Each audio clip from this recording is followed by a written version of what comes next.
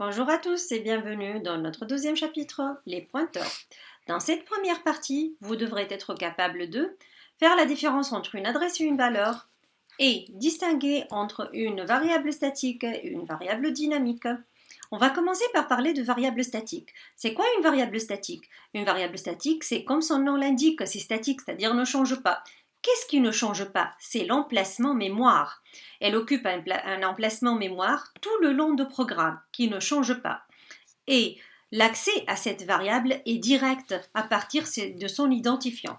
Par exemple, ici, variable var x entier, donc elle occupe un espace mémoire dont la valeur c'est 3 et j'accède directement par x. La valeur de x c'est 3.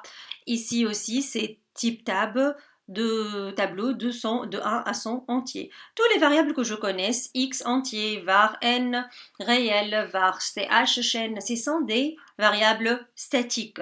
Par contre, les variables dynamiques, c'est le contraire de variables statiques, c'est-à-dire le contraire, c'est quoi? C'est l'emplacement mémoire.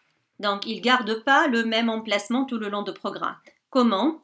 Lorsque j'ai besoin d'une variable, je déclare et tant que j'ai plus besoin, je peux la libérer ou la détruire. Comment je déclare une variable dynamique? C'est à l'aide du pointeur. C'est quoi un pointeur? C'est une variable dont le contenu est une adresse mémoire. Ce n'est pas une valeur comme simple, comme la variable statique. C'est une adresse mémoire qui sert à pointer sur une adresse mémoire dont le contenu est une variable de type quelconque. Voyons maintenant comment je déclare un pointeur. Je peux déclarer un pointeur sur un entier. En algorithme, c'est P, deux points, chapeau entier. Par exemple, Y, deux points, chapeau réel. Un pointeur sur étudiant. ET, deux points, chapeau étudiant. En C, c'est int étoile P pour dire pointeur sur entier. Float étoile réel. Stract étudiant étoile ET. Lorsque je déclare par exemple ici un pointeur sur un entier, int étoile P. Lorsque j'écris étoile P, je parle de contenu et lorsque je crie P, je parle de l'adresse. On va voir ça dans l'exemple. Maintenant, je récap la différence entre une variable statique et variable dynamique. Dans la déclaration, je déclare x entier. Dynamique, je déclare y chapeau entier. Ici, int x en C, int étoile y, en fait, int x en algorithme, int étoile y en C. Et voilà, l'accès, comme je dis, variable statique, c'est l'accès direct, adressage direct. Par contre, ici, indirect, c'est-à-dire il fait référence sur l'adresse. Exemple, je veux prendre un exemple ici. A, c'est un entier. Par contre, B, c'est un pointeur sur un entier. Et je veux voir le contenu de A et l'adresse de A, ainsi que le contenu de B et l'adresse de B. Comme j'ai déjà dit, étoile B, c'est pour dire le contenu et B, c'est pour dire l'adresse ici A et l'adresse de A puisque c'est une variable statique. Voyons, on sait comment ça s'écrit, le programme. Voilà, donc pour voir le contenu de A, c'est %D et pour voir le contenu de B aussi, c'est %D, mais c'est étoile B ici. Et ici, c'est A puisque c'est une variable statique. Et pour voir l'adresse de A, l'adresse c'est hexadécimal, donc je écris %P. Et l'adresse de A, l'adresse de B, c'est B tout court. D'accord? Je vais voir qu'est-ce que ça donne.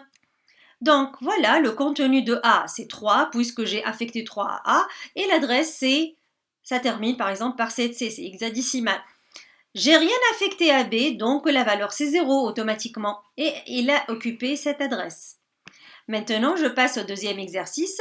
Je veux juste modifier cet exercice par affecter B, l'adresse de A. Je veux mettre l'adresse de A dans B. Et on va voir qu'est-ce qui se passe. Voilà, j'ai traduit cet algorithme en C, comme vous le voyez. Et je veux voir. La première partie, on a déjà vu, c'est 0 et tout. La deuxième partie, j'ai affecté l'adresse. Donc, la valeur de B, c'est quoi? C'est 3. Et l'adresse de B, c'est la même que l'adresse de A. Parce que j'ai affecté toute l'adresse de A, c'est-à-dire la valeur et l'adresse. Donc, B contient la valeur de A et l'adresse de A. Vous voyez le changement? Voilà, je récap. Donc, qu'est-ce qu'on a appris dans cette séance? On a fait la différence entre une valeur et une variable, et une valeur dans une variable dynamique, c'est-à-dire pointeur. Je mets étoile P par exemple, et P pour indiquer l'adresse. Je fais la différence entre une variable statique et variable dynamique, oui. Les variables statiques, c'est int a, par exemple float a. Par contre, une variable dynamique, ce sont des pointeurs sur des variables. Voilà, merci pour votre attention et à la prochaine.